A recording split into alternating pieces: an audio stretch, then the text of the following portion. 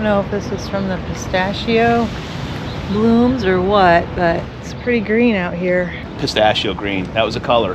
Today we're continuing our run south, more than ready to escape those glowing green waters and that awful smell.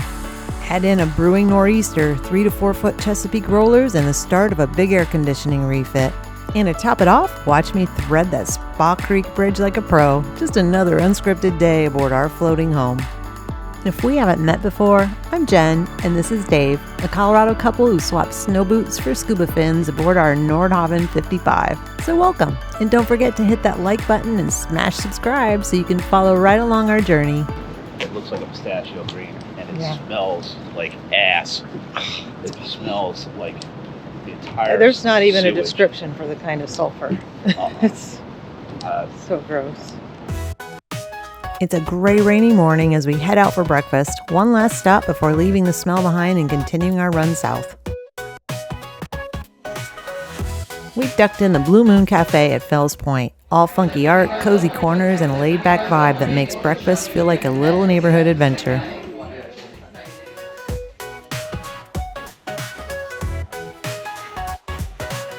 That's awesome. We are leaving Baltimore and headed to Annapolis. Got some things we've got to do. The smell is getting to us a little bit.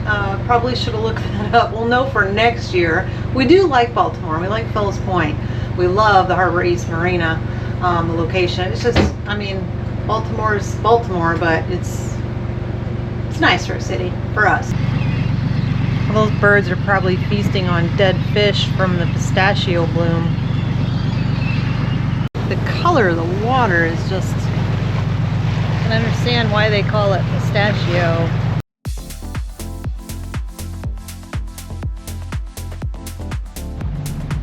Look at those pretty daisy chains. You're getting better at them. Why, thank you. You're welcome. Hey, who's driving the boat? You told me to do it. I'm driving the boat. I better get in there. There's no traffic. Absolutely no traffic. And I'm going straight, so. How big is that ship? 981 feet. Wow. Woo, it's windy. Yeah, anytime you want to close that up. Okay, I'm getting yelled at, so I gotta close the door. Oh, it's so windy. You can see his weight coming. It's so hard to show on video though. It doesn't show up. It doesn't show up at all.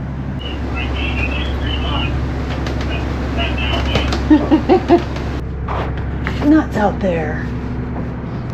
This is. Oh, this is on the Chesapeake. Okay. We have some crazy following seas. What are you doing? Dave's messing with me. I think he's trying to do donuts out in the Chesapeake.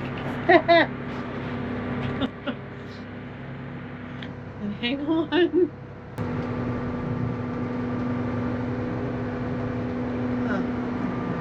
Well, I sure wish that you could see the sea state right now, because we are on the Chesapeake, and I'm pretty sure these are 3 to 4 foot waves. We got that nor'easter coming in, so we're gonna get gusts up to 50 miles per hour, which we've not had yet. We've not known what that feels like. So we're gonna be in the protected anchorage of Weems Creek in Annapolis, so not too worried about that, but I've never seen the Chesapeake like this. It's crazy. We just got the dinghy down, and we're gonna head into the Annapolis Boat Show for a little bit. It's not the reason we came here.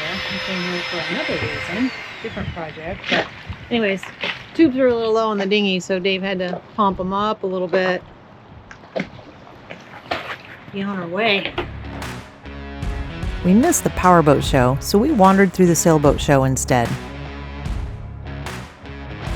We had fun checking out the vendors, snooping around boats, and making a very cute four-legged friend along the way before we headed back.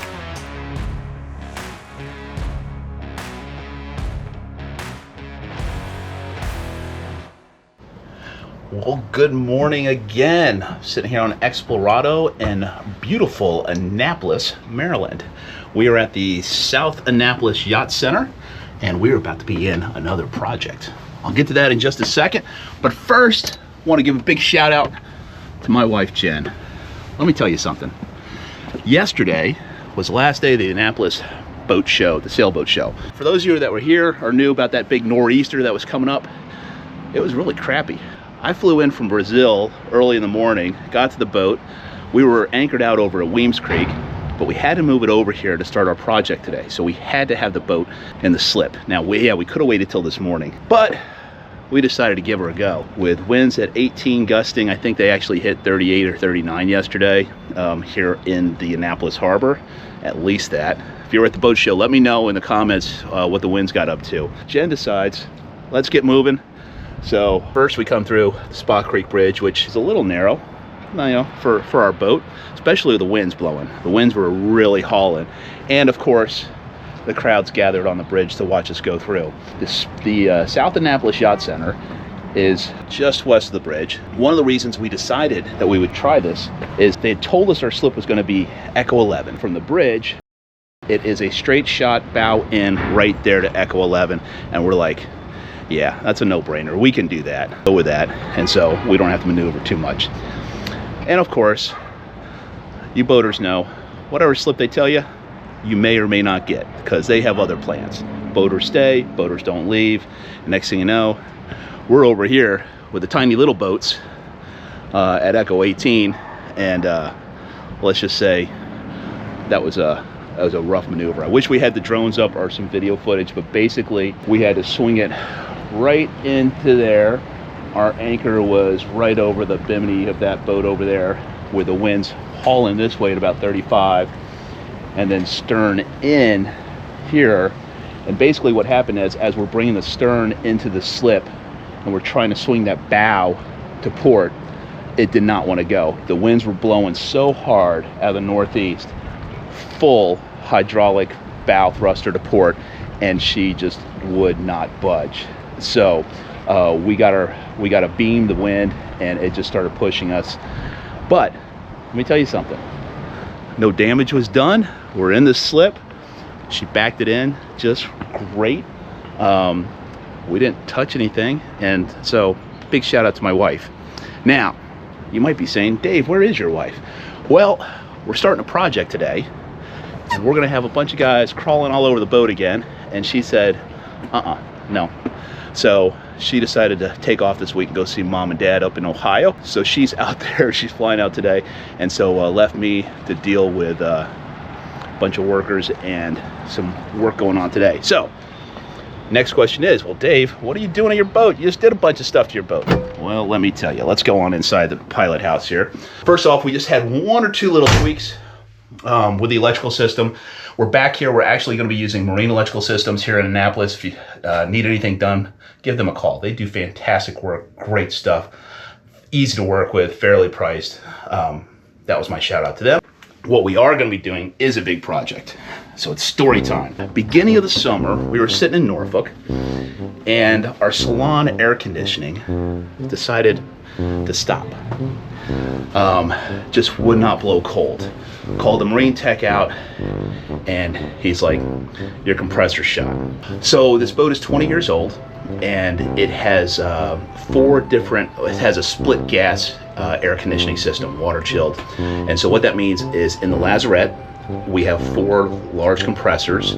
The chilled water goes through, Freon gets cold, and then it brings it into the boat, where we have 7 air handlers. What's an air handler? Well, the Freon gets over in a coil.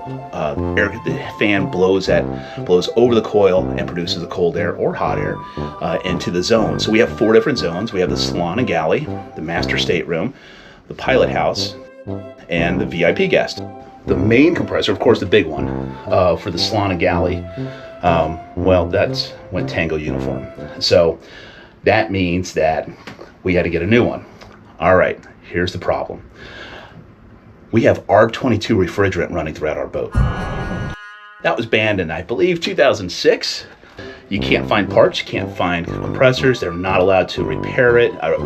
they can't let the gas escape, the R22. So there's just no parts. You just can't fix it. So we have to replace. Okay, so we're going to replace, of course, the 48,000 ton salon compressor. Oh, well, the two air handlers, those are have R22 specs on them, and we have to change those out. Crap. Now we've got to change two air handlers and the compressor. Oh. All right, so today we are going to be removing 7 air handlers. We have 2 of them up here. One's underneath the settee, and it's that ancient device down there. And then the other one is underneath the helm. Keep all the electronics cool. And then we've got a couple underneath the staircase. Gotta make sure I don't trip and fall and bust my butt. That one's back there. Then we tore apart the galley because there's one back there. And we'll eventually get to the ones in the master stateroom. But we got one coming out right now in the guest VIP. There's Hunter taking it out. Say hello, Hunter. Hey. Easy job? Yes, sir. You like that? Sir, got that. All right. Oh, there's another one underneath there. All right. Well, let's see what's going on down here in the lazarette. These are 2 of the condensers. And as you can tell, they do actually look like they're about 20 years old. Those other 2 back there, those will be pulled out. They're all disconnected. Lines are vacuumed out. Electronics are off. And they're all coming out of here. They weigh about 60, 70 pounds, so just wait and get a little help before we pull them out of here. New compressors are in. New air handlers are in. Old ones coming out. Piece of junk. Let's go upstairs and I'll show you some new toys I got. As you can see, these are CTM units. I'll let you know how I like them after I get them all installed. Had a couple of advantages. So I pulled out Dometics, actually Cruise Air. Cruise Air was bought by Dometic a long time ago. Dometic is most of the market, majority of the market. I initially had ordered a Dometic 48K compressor, 48,000 BTU compressor, beginning of the summer. 6 to 8 weeks, and it was pricey. I'll tell you that. So Dometic is proud of their equipment. I'm sure it's fantastic. I'm going to tell you right now that CTM was a good 30% less than the Dometic equivalents. So great stuff. Titanium coils. The drain pans are not metal. They're not going to rust out.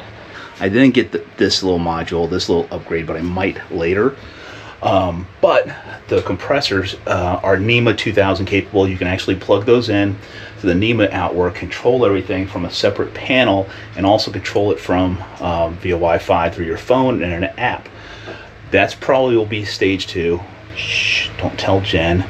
It's not that bad. It's about $800 compressor, about $3,200, maybe some labor and some and an additional screen or 2. But that will be able to control the air conditioning from away from the boat. If we leave it at a dock or a marina, I can check on the temperature, check on the humidity, turn it off and on if I need to.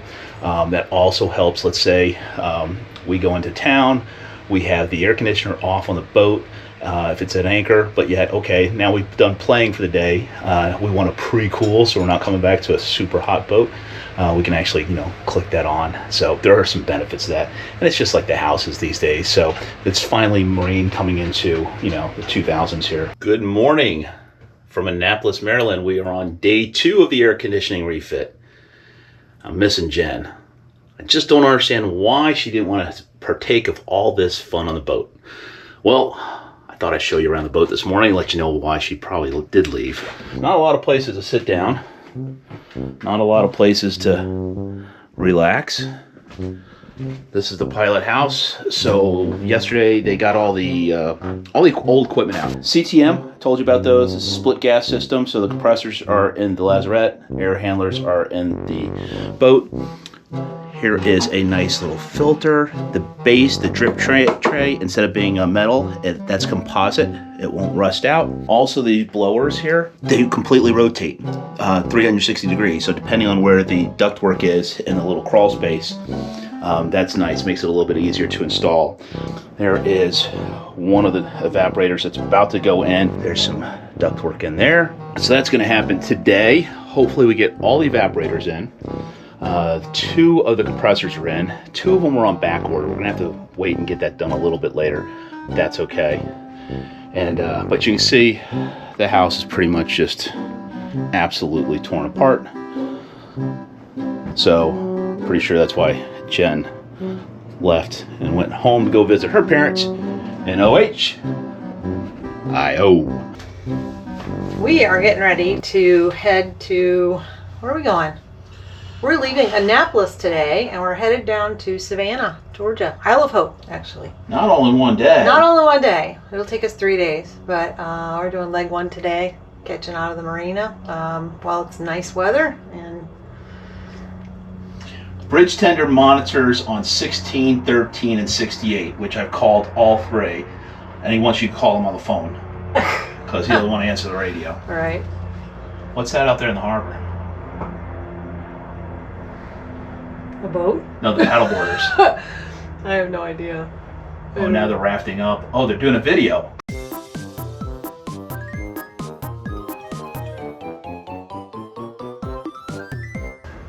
Our boat's been a mess last week because we have new air conditioners put in, so we kind of move and shuffle some things around and we can't find some things, so trying to figure it all out again.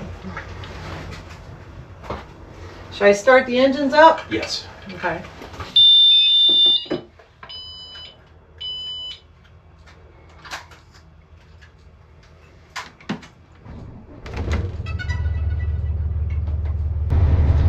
I'll just need a little assistance getting out of here, obviously. Keep this on.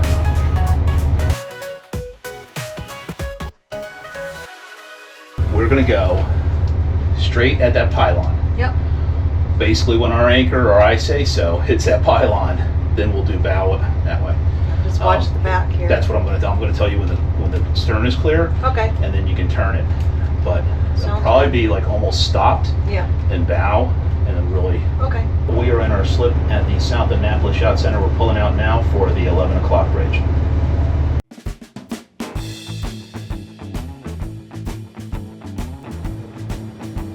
Forward. Bow leg. Plenty of room. Okay. Are we clear? All clear? Oh, okay. Okay.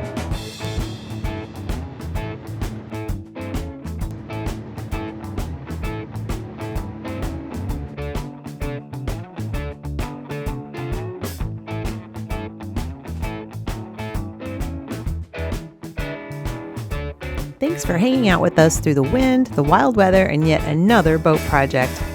If you enjoyed the ride, don't forget to like, subscribe, and leave a comment. See you next time.